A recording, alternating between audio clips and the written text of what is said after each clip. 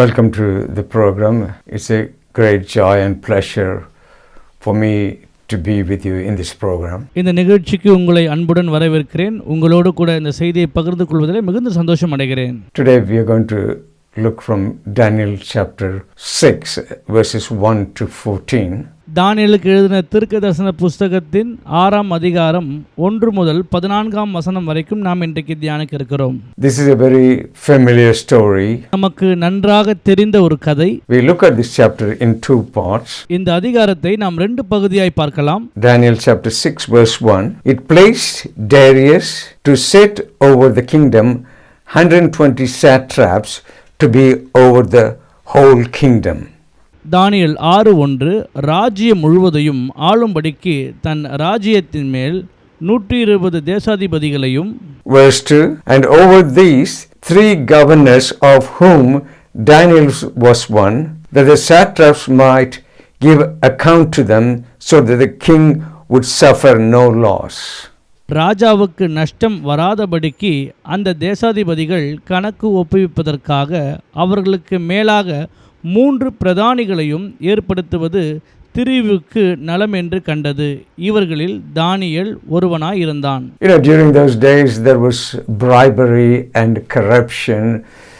So the king appointed 120 satraps and 3 governors over them. அந்த நாட்களிலே அந்த தேசத்திலே லஞ்சமும் கொடுமைகளும் காணப்பட்டபடியினாலே அந்த தேசத்தின் ராஜாவானவர் 120 தேசாதிபதிகளை அவர் தேர்ந்தெடுத்து அதிலே தானியேல் ஒருவராக வைத்தார். Verse 3. Then this Daniel distinguished himself above the governors and satraps, because an excellent spirit was in him, and the king gave thought to setting him over the whole realm. இப்படி இருக்கையில் தானியேல் பிரதானிகளுக்கும் தேசாதிபதிகளுக்கும் மேற்பட்டவனாய் இருந்தான். தானியேலுக்குள் விசேஷித்த ஆவி இருந்தமையால் அவனை ராஜ்ய முழுமைக்கும் அதிகாரியாக ஏற்படுத்த ராஜா நினைத்தான். In the last chapter we saw the Babylonian Empire, and the last king was King Belshazzar, who was killed at the end of the chapter. கடந்த அதிகாரத்திலே நாம் பார்த்தோம் பாபிலோனின் சாம்ராஜ்யத்தை குறித்து. அந்த கடைசி ராஜாவாகிய பெல்ஷாஸ்தார் என்று சொல்லி அவர்தான் அதனுடைய கடைசி ராஜாவாய் அங்கே காணப்பட்டார். Darius was appointed king over Babylon. தரியு என்பவர் பாபிலோன் மாகாணத்தின் மீது ராஜாவாக ஏற்படுத்தப்பட்டார். So the king appointed 120 satraps over the provinces. மாகாணத்தின் மீது ராஜாவானவர் 120 தேசாதிபதிகளை ஏற்படுத்தினார். The 120 satraps have to directly report to 3 governors, and the governors will report to the king. இந்த 120 தேசாதிபதிகளும் ஆளுநர்களிடத்திலே தங்களுடைய காரியங்களை ஒப்புவிக்க வேண்டும். அவர்கள் 3 பேருமே ராஜாவினிடத்திலே தங்கள் காரியங்களை ஒப்புவிக்க வேண்டும். See, after those 3 governors, in verse 3 we read, Daniel distinguished himself above them all. அந்த 3 முக்கிய ஆளுநர்களுக்குள்ளாக தானியேலுக்குள்ளே விசேஷித்த ஆவி இருந்தபடினாலே அவர் அதிலே மிக உயர்ந்தவராய் காணப்பட்டார். You need to remember Daniel at this time, he is in his 80s. இந்த சூழ்நிலையிலே தானியேலுடைய வயதானது 80 இருந்தது. Daniel was distinguished because he had an excellent spirit in him. தானியேல் விசேஷித்தவராய் காணப்பட்டார், ஏனென்றால் அவருக்குள் தேவனுடைய ஆவி இருந்தது. See, he was distinguished because of the quality of his life. He was distinguished because of the integrity in his life. தானியேல் விசேஷித்தவராய் காணப்பட்டதற்கு முக்கிய காரணம் அவருடைய வாழ்க்கை தரம், உண்மைத்துவம். So other people were not happy with Daniel. மற்றவர்கள் தானியேலோடு கூட மகிழ்ச்சியாய் இருக்கவில்லை. They were jealous about Daniel. Jealousy is a destructive thing. மற்றவர்கள் தானியேல் மீது பொறாமை கொண்டவர்களாக இருந்தார்கள். Jealousy's twin is envy. Envy is wanting what someone else has, covetousness. அவர்களிடத்திலே பொறாமை காணப்பட்டது. அந்த பொறாமை எப்படிப்பட்டது என்றால் பகைமையாகவும் தன்னிடத்தில் இல்லாத ஒன்று அவனிடத்தில் இருக்கிறதே என்று சொல்லி.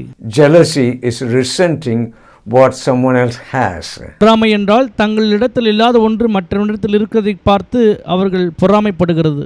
Jealousy took hold of these satraps and governors. They came up with a plot to kill and get rid of Daniel. 20 தேசாதிபதிகளும் மற்ற 2 ஆளுநர்களும் தானியேலுக்கு விரோதமாக வருவதற்கு முக்கிய காரணம் அவனுக்குள்ளாய் காணப்பட்ட விசேஷித்த தேவனுடைய ஆவி. So jealousy is a destructive force. People have committed murders because of jealousy. There are marriages destroyed because of jealousy. There are families divided because of jealousy. There have been businesses that have collapsed because of jealousy, and there are also people in prison because of jealousy. பொறாமையானது மற்றவர்களை அழிக்கக்கூடிய ஒரு வல்லமையின் ஆயுதமாய் காணப்படுகிறது. இந்த பொறாமையின் மூலமாக மற்றவர்களுடைய வாழ்க்கையிலே ஏதாவது தீங்கு செய்ய வேண்டும் என்று நினைத்து கொண்டிருப்பார்கள். பிறருடைய வியாபாரத்திலே வீழ்ச்சியை கொண்டு வருவது, குடும்பத்திலே வீழ்ச்சியை கொண்டு வருவது, சமாதானத்தை கெடுப்பது, இது போன்ற காரியங்கள் எல்லாத்திற்கும் காரணம் இந்த பொறாமை. Jealousy is a very destructive emotion. It's not good for the person who possesses it, and it's also not good for the person who is a target of it. பொறாமை என்பது ஒரு மிக மோசமான அழிக்கக்கூடிய ஒரு மனநிலை ஆகும். இந்த பொறாமை என்கின்ற மனநிலையை உடையவர்கள் மற்றவர்களை அழிப்பதற்காக எப்பொழுதுமே வகை தேடிக் கொண்டிருப்பார்கள். So in Romans 13 verses 13 to 14, Paul lists, telling us the things that a Christian should not possess, and jealousy is one of them. ரோமருக்கு எழுதிய நிருபம் 13ஆம் அதிகாரம் 13ஆம் வசனம் 14ஆம் வசனத்திலே அப்போஸ்தலனாகிய பவுல் இங்கே சில காரியங்கள் கிறிஸ்துவுடைய வாழ்க்கையிலே காணப்படக்கூடாது என்று சொல்லுகிறார். அதிலே பொறாமையும் ஆகும். 1 Corinthians chapter 3 and verse 3, jealousy, envy, strife is the mark of the world, not the characteristics of the church, but by the precious blood of the Lord Jesus Christ. 1 கொரிந்தியரின் புஸ்தகம் 3ஆம் அதிகாரம் 3ஆம் வசனம், பொறாமையும் வாக்குவாதமும் பேதங்களும் உங்களுக்குள் இருக்கிறபடியால் நீங்கள் மாம்சத்துக்குரியவர்களாய் இருந்து மனுஷ மார்க்கமாய் நடக்கிறீர்கள் அல்லவா என்று பவுல் அப்போஸ்தலன் இங்கே இதை குறித்து சொல்லியிருக்கிறார். We should really happy about the success of other people. We should celebrate the success of other people. நாம் எப்பொழுதுமே மற்றவருடைய வெற்றியிலே கொண்டாடுகிறவர்களாக மற்றவருடைய வாழ்க்கை குறித்து சந்தோஷமுள்ளவர்களாய் நாம் காணப்பட வேண்டியது மிக அவசியமான ஒன்று. The satraps and the governors were jealous of Daniel. They wanted to find out, something wrong in his personal life or his work life, something negative to pull him down. இந்த 120 தேசாதிபதிகளும் மற்ற 2 ஆளுநர்களும் தானியேலுடைய வாழ்க்கையிலே ஏதாவது குறை கண்டுபிடித்து அவரை எப்படியாவது ராஜாவிடம் தவறாய் மாட்டிவிட வேண்டும் என்று நினைத்துக் கொண்டிருந்தார்கள். So they were plotting against Daniel. அவர்கள் தானியேலுக்கு விரோதமாக திட்டம் தீட்டினார்கள். Verse 4, so the governors and satraps sought to find some charge against Daniel concerning the kingdom, but they could not find no charge or fault, because he was faithful, nor was there any error or fault found in him. தானியேல் 6:4 வசனம், அப்போது பிரதானிகளும் தேசாதிபதிகளும் ராஜ்யத்தின் விசாரிப்பிலே தானியேலை குற்றப்படுத்தும்படி முகாந்திரம் தேடினார்கள். ஆனாலும் ஒரு முகாந்திரத்தையும் குற்றத்தையும் கண்டுபிடிக்க அவர்களால் கூடாதிருந்தது. அவன் உண்மை உள்ளவனாய் இருந்தபடியால் அவன் மேல் சுமத்த யாதொரு குற்றமும் குறையும் காணப்படவில்லை. Verse 5, then these men said, we shall not find any charge against this Daniel unless we find it against him concerning the law of his God. இந்த வசனம், அப்பொழுது அந்த மனுஷர் நாம் இந்த தானியேலை அவனுடைய தேவனை பற்றிய தேவ விஷயத்திலே குற்றப்படுத்தும் முகாந்திரத்தை கண்டுபிடித்தால் ஒழிய அவனை வேறு ஒன்றிலும் குற்றப்படுத்தும் முகாந்திரத்தை கண்டுபிடிக்க கூடாது என்றார்கள். So they looked at Daniel's life and he was blameless. தானியேலுடைய வாழ்க்கையை பார்க்கும்போது அவன் அங்கு குற்ற சாட்டப்படாதவனாய் காணப்பட்டான். He was a man of remarkable integrity, blameless in his conduct and in his professional life. தானியேல் தன்னுடைய வாழ்க்கையிலும் தன்னுடைய வேலையிலும் உத்தமனாகவும் நீதிமானாகவும் சன்மார்க்கனுமாய் காணப்பட்டான். Integrity is doing the right thing when no one else is looking. நேர்மை என்பது யாரும் பார்க்காத சூழ்நிலை கூட உண்மையாய் இருப்பதுதான். So the only way we can get Daniel into trouble with king is in his obedience to his God. தானியேலை நாம் மாட்டிவிட வேண்டும் என்று நினைத்தால் அவன் தன் தேவனுக்கு கீழ்ப்படிவதிலிருந்து நிறுத்த வேண்டும் என்று சொல்லி அவர்கள் சொன்னார்கள். Daniel was a godly man. தானியேல் ஒரு தேவ பக்தி நிறைந்த ஒரு மனிதன். Verse 6 we see, so these governors and satraps thronged before the king and said thus to him, King Darius, live forever. 6ஆம் வசனம், பின்பு அந்த பிரதானிகளும் தேசாதிபதிகளும் கூட்டம் கூடி ராஜாவினிடத்தில் போய் அவனை நோக்கி, தரியு ராஜாவே நீர் என்றும் வாழ்க. Verse 7, all these governors of the kingdom, the administrators and satraps, the counselors and advisors have consulted together to establish a royal statute to make a firm decree that whoever petitions any god or man for 30 days except you, O king, shall be cast into the den of lions. 7ஆம் வசனம், எவனாகிலும் 30 நாள் வரையில் ராஜாவாகிய உம்மை தவிர எந்த தேவனையானாலும் மனுஷனையானாலும் நோக்கி யாதொரு காரியத்தை குறித்து விண்ணப்பம் பண்ணினால் அவன் சிங்கங்களின் கெவியிலே போடப்பட ராஜா கட்டளை பிறப்பித்தது உறுதியான தாக்கீதும் செய்ய வேண்டும் என்று ராஜ்யத்தினுடைய எல்லா பிரதானிகளும் தேசாதிபதிகளும் பிரபுக்களும் மந்திரிமார்களும் தலைவர்களும் ஆலோசனை பண்ணி கொண்டிருந்தார்கள். The idea here was, King Darius to be God for 30 days. அவருடைய கருத்து என்னவென்றால் தரியு ராஜாவானவர் 30 நாளுக்கு இங்கே கடவுளாய் இருக்க வேண்டும் என்று காணப்பட்டார். In Egypt, Pharaoh was considered to be divine. எகிப்திலே பார்வோனானவர் அங்கே ஒரு தெய்வத்துவ மனிதனாய் காணப்பட்டார். So they tell King Darius that you will be God for 30 days. அவர்கள் தரியு ராஜாவை பார்த்து சொன்னார்கள், 30 நாளைக்கு நீர்தான் எங்களுக்கு ஆண்டவராய் இருப்பீர் என்று. So the law was to pray to King Darius only, not to any other god for 30 days. சட்டம் என்னவென்றால் 30 நாளைக்கு அவர்கள் ராஜாவாகிய தரியுனிடத்தில் தான் ஜெபிக்க வேண்டும், விண்ணப்பம் பண்ண வேண்டும் என்பதாக. Verse 8, now O king, establish a decree and sign the writing so that it cannot be changed according to the law of Medes and Persians, which does not alter. 8ஆம் வசனம், ஆதலால் இப்போதும் ராஜாவே மேதியருக்கும் பெர்சியருக்கும் இருக்கிற மாறாத பிரமாணத்தின்படியே அந்த தாக்கீதும் மாற்றப்படாதபடி நீர் அதை கட்டளையிட்டு அதற்கு கையெழுத்து வைக்க வேண்டும் என்றார்கள். Verse 9, therefore the king Darius signed the written decree. 9ஆம் வசனம், அப்படியே ராஜாவாகிய தரியு அந்த கட்டளை பத்திரத்துக்கு கையெழுத்து வைத்தான். It's an established principle in the Medo-Persian Empire that when king formally signed and instituted decree, it cannot be changed even by king himself. ராஜாவானவர் ஏற்கனவே மேதிய பெர்சியா நாட்டின் அந்த காரியத்தின்படி ஏற்கனவே ஒரு கட்டளை பிறப்பித்திருக்கிறார், அதை ராஜாவாகிய தான் கூட மாற்றப்பட முடியாது என்பதாக. So they passed the law now, then you cannot pray to any other gods except King Darius. ராஜாவை தவிர மற்ற யாரிடத்திலும் போய் விண்ணப்பம் பண்ண முடியாதபடிக்கு ஒரு சட்டம் அங்கே பிறப்பிக்கப்பட்டது. So what does Daniel do now? இப்பொழுது தானியேல் என்ன செய்ய போகிறார்? Verse 10, now when Daniel knew that the writing was signed, he went home and in his upper room with his windows open toward Jerusalem, he knelt down on his knees 3 times that day and prayed and gave thanks before his God as his custom since early days. 10ஆம் வசனம், தானியேலோ வென்றால் அந்த பத்திரத்துக்கு கையெழுத்து வைக்கப்பட்டதென்று அறிந்த போதிலும் தான் வீட்டுக்குள்ளே போய் தன் மேல் அறையிலே எருசலேமுக்கு நேராக பலகணிகள் திறந்திருக்க அங்கே தன் முன் செய்து வந்தபடியே தினம் 3 வேளையும் தன் தேவனுக்கு முன்பாக முழங்காற்படியிட்டு ஜெபம் பண்ணி ஸ்தோத்திரம் செலுத்தினான். The decree has been signed. Daniel had few options. It's only, he could have said to himself, the law is only for 30 days, hide my religion for 30 days. Religion is only private matter, so I don't want to hurt anyone's feelings. He could have thought like that.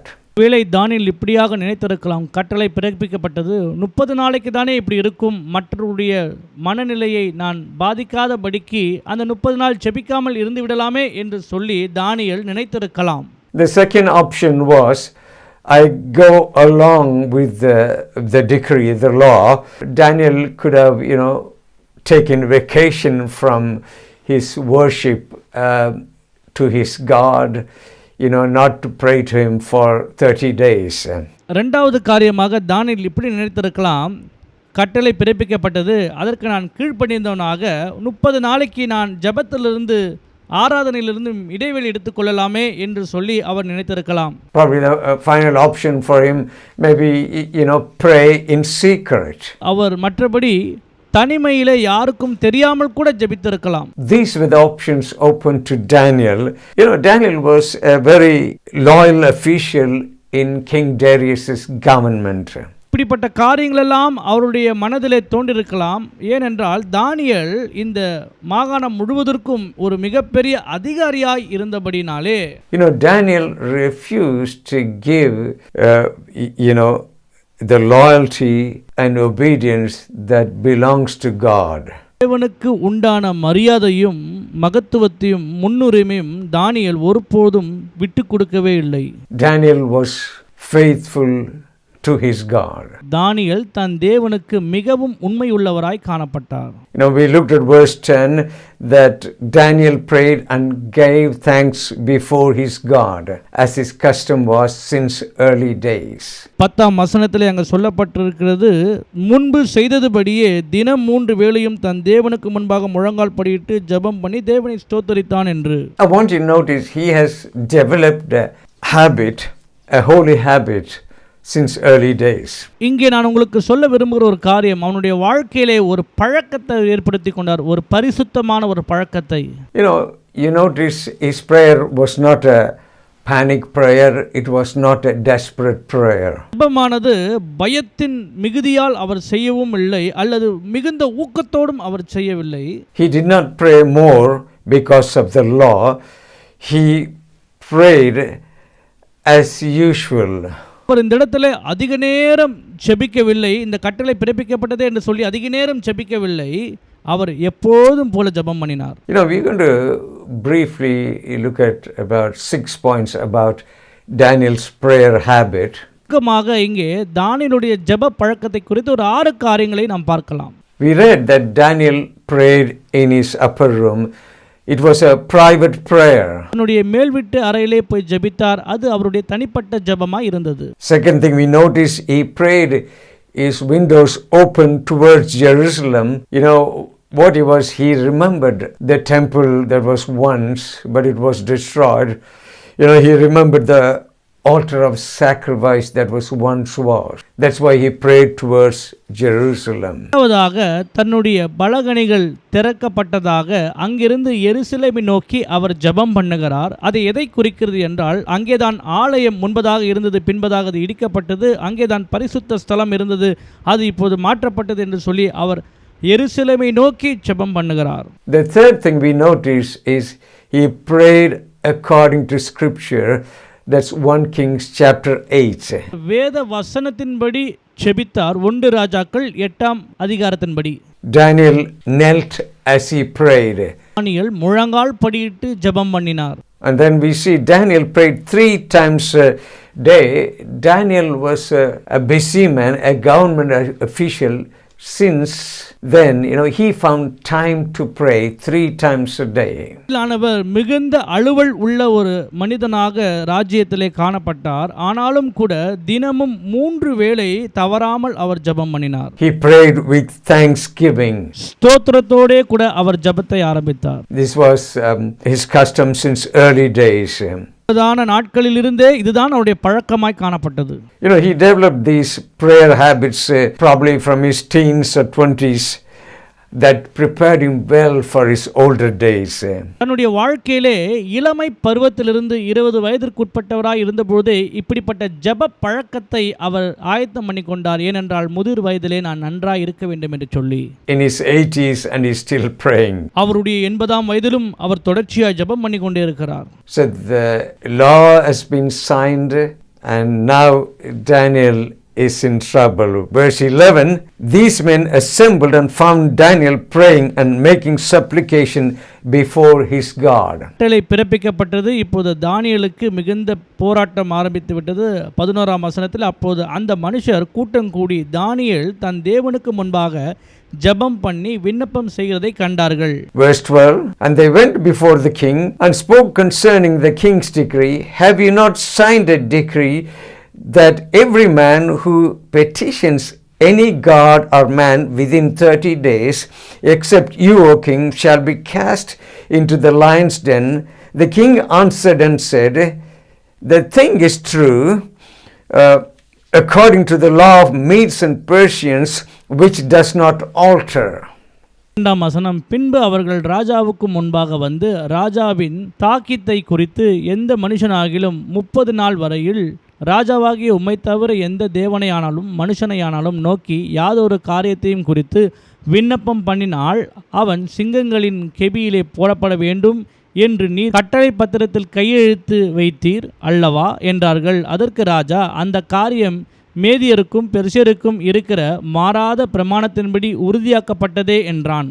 So these satraps and the governors, they found out Daniel was praying and they are going before the king and complaining to him.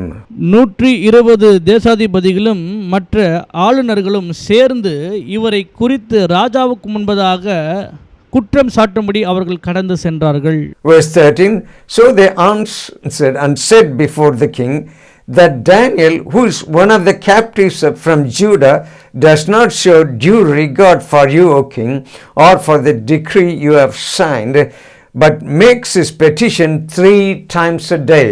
3ஆம் வசனம், அப்பொழுது அவர்கள் ராஜாவை நோக்கி, சிறைப்பிடிக்கப்பட்ட யூதேயா தேசத்தின் புத்திரரில் தானியேல் என்பவன் உண்மையும் நீர் கையெழுத்து வைத்து கொடுத்த கட்டளையையும் மதியாமல் தினம் 3 வேளையும் தான் பண்ணும் விண்ணப்பத்தை பண்ணுகிறான் என்றார்கள். We will stop with this verse 14.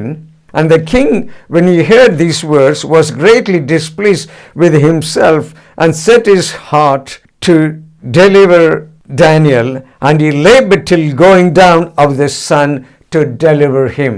வசனம், ராஜா இந்த வார்த்தைகளை கேட்டபோது தன்னில் மிகவும் சஞ்சலப்பட்டு தானியேலை காப்பாற்றும்படிக்கு அவன் பேரில் தன் மனதை வைத்து அவனை தப்புவிப்பதற்காக சூரியன் அஸ்தமிக்க மட்டும் பிரயாசப்பட்டு கொண்டிருந்தான். So this is where we are going to stop at this program. We looked at what happened. They plotted against Daniel and Daniel is in trouble. இதனுடனே கூட இந்த செய்தி நான் நிறைவு செய்ய விரும்புகிறேன். இங்கே நடந்தது என்னவென்றால், இங்கே இருக்கிற எல்லாம் பிரதானிகளும் தானியேலுக்கு விரோதமாக முறையிட்டு தானியேலை பிரச்சனையிலே மாட்டிவிட வேண்டும் என்று நினைத்து கொண்டிருக்கிறார்கள். What is the Holy Spirit of God saying to us, through these portions of scripture? இந்த பகுதியிலிருந்து பரிசுத்த ஆவியானவர் நம்மிடத்தில் சொல்லுகிற காரியம் என்னவென்று பார்ப்போம். Our Heavenly Father wants us to be of people of character and integrity. நம்முடைய பரலோக தகப்பனானவர் நல்ல குணம் படைத்தவர்களாகவும் நேர்மை உள்ளவர்களாக நாம் இருக்க வேண்டும் என்று அவர் விருப்பம் உள்ளவராய் இருக்கிறார். As a true follower of the Lord Jesus Christ, we cannot compromise with the world. இயேசு கிறிஸ்துவை உண்மையாய் பின்பற்றுகிற நாம் உலகத்தோடு கூட ஒருபோதும் ஒத்துப்போக கூடாது பிரியமானவர்களே. My question is, at what point you will quit following Jesus? If something happens in your life, if there is a challenge, the times are going to get difficult in the future. உங்களிடத்தில் ஒரு கேள்வி கேட்க விரும்புகிறேன். உங்களுடைய வாழ்க்கையில் எந்த சூழ்நிலையில் நீங்கள் ஆண்டவராக இயேசு கிறிஸ்துவை பின்பற்றுவதிலிருந்து நிறுத்தி விடுவீர்கள் என்று சொல்லியிருந்தால், நம்முடைய வாழ்க்கையிலே மிகுந்த போராட்டங்களும் பாடுகளும் சவால்களும் நமக்கு முன்பாக வைக்கப்பட்டிருக்கிறது. We clearly looked at the prayer life of Daniel in this program. நிகழ்ச்சியின் வாயிலாக தானியேலுடைய ஜெப வாழ்க்கை குறித்து நாம் நன்றாய் பார்க்க முடியும். In the next program we are going to see what's going to happen to Daniel. Is Daniel going to be thrown into the lion's den, and what's going to happen? That's what we are going to see. இருக்கிற நிகழ்ச்சியிலே தானியேலுடைய வாழ்க்கையிலே என்ன நடந்தது, சிங்க கெபியிலே அவரை போட்டார்களா, அவருக்கு என்ன சம்பவித்தது என்பதை குறித்து நாம் பார்ப்போம். As I said, God is, Father is calling us to be a people of character and integrity that will bring glory to His name. பிதாவாகிய தேவன் நம்மை நல்ல குணம் படைத்தவராகவும் நேர்மை உள்ளவராகவும் இருக்கும்படி நம்மை அழைக்கிறார். அதன் மூலமாக தேவனுடைய நாமம் மகிமைப்படும். We're going to pray. I'm going to give an invitation for those who want to commit their life to the Lord Jesus Christ. உங்களுக்காக இப்போது ஜெபிக்க போகிறேன். நான் உங்களை அழைக்கிறேன். ஆண்டவராகிய இயேசு கிறிஸ்துவை உங்கள் வாழ்க்கையை நீங்கள் ஏற்றுக்கொள்ள விரும்புகிறீர்கள் என்றால் Please pray this prayer after me. பண்ணுகிற இந்த ஜெபத்தை எனக்கு பின்பதாக நீங்களும் செய்யுங்கள். Loving Heavenly Father, thank you for sending Jesus to die for me on the cross of Calvary. அன்பின் பரலோக பிதாவே, உமக்கு நன்றி செலுத்துகிறேன். உம்முடைய குமாரனாகிய இயேசு கிறிஸ்துவை எங்களுக்காக கல்வாரி சிலுவையிலே நீர் பலியாய் கொடுத்ததற்காக. I believe that the Lord Jesus Christ died on the cross. He took my sins away upon Himself, and He rose again on the third day. விசுவாசிக்கிறேன் ஆண்டவராகிய இயேசு கிறிஸ்து எனக்காக இந்த பூமிக்கு வந்து எனக்காக கல்வாரி சிலுவையிலே மரித்து என் பாவங்களை தன் மீது ஏற்றுக்கொண்டு எனக்காக மீண்டுமாக உயிர்த்தெழுந்ததை விசுவாசிக்கிறேன். Lord Jesus, forgive my sins. Cleanse me with your precious blood. I accept you as the Lord and Savior in my life. இயேசுவே, என்னை உம்முடைய பரிசுத்த இரத்தத்தினால கழுவி அருளும். என்னுடைய சொந்த வாழ்க்கையிலுமே ஆண்டவரும் இரட்சகருமாய் ஏற்றுக்கொள்கிறேன். I believe that you died and rose again for me on the third day. In Jesus' name, Amen. நான் விசுவாசிக்கிறேன், நீர் எனக்காக மரித்து மூன்றாம் நாளிலே உயிர்த்தெழுந்தீர் என்று சொல்லி இயேசு கிறிஸ்து நாமத்தில் ஜெபிக்கிறோம் ஜீவனுள்ள பிதாவே, ஆமென்.